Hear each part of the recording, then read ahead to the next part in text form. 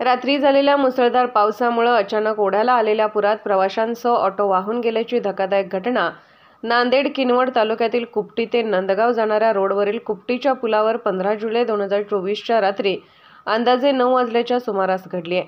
Auto क्रमांक AP01X086 या क्रमांकाच्या ऑटोने 2 महिला 1 पुरुष हे तिघेजण कोसमेटहून नंदगाव येथील नातेवाईकाकडे जात असताना कुपटी ते नंदगाव रोडवरील कुपटी येथील ओढ्याला अचानक झालेल्या पुराच्या पाण्याच्या प्रवाहात हा ऑटो प्रवाशांसह वाहून गेल्याची धक्कादायक घटना घडली।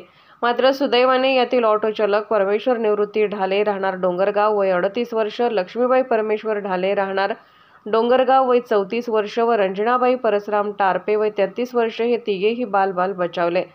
पुराच्या पाण्याचा प्रवाह इतका होता की हा ऑटो पुराच्या पाण्यात जवळपास 1.5 किलोमीटर वाहत गेला। सुदैवाने या घटनेत कुठलीही जीवितहानी झाली नाही। मात्र हे सर्व आदिवासी महिला व पुरुष ऑटोच्या व पुराच्या पाण्यातून बाहेर निघण्यासाठी एका झाडाच्या मुळीचा आधार घेत हे तिघेही बाहेर निघाल्याची माहिती या घटनेतील ऑटो चालक परमेश्वर निवृत्ती ढाले यांनी ही माहिती दिली आहे।